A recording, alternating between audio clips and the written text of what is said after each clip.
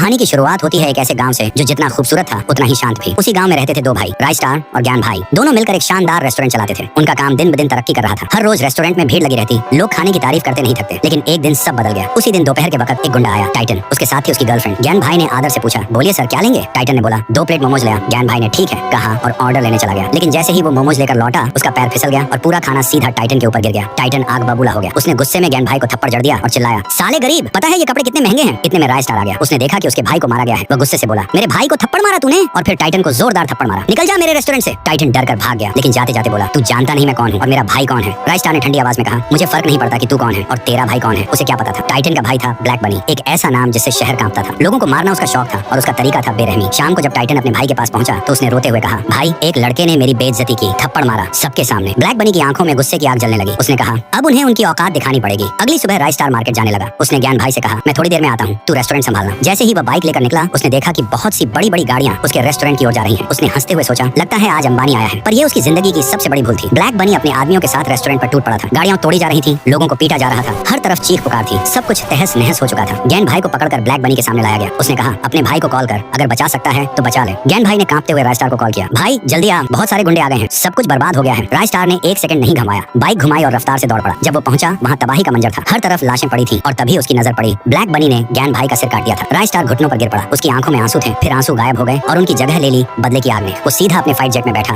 और ब्लैक बनी के अड्डे पर पहुंचा। ऊपर से बम गिरने लगे, सब लोग इधर उधर भागने लगे। धमाकों के बीच राय स्टार नीचे उतरा। उसने चीखते हुए कहा, तूने मेरे भाई को मारकर अपनी मौत बुला ली, अब मैं तुझे इस तरह मारूंगा कि तेरे टुकड़े गिन भी नहीं पाएगा कोई। ब्लैक बनी बोला, तो आजा। फिर शुरू हुई खतरनाक लड़ाई। धरती कांपने लगी, घूंसे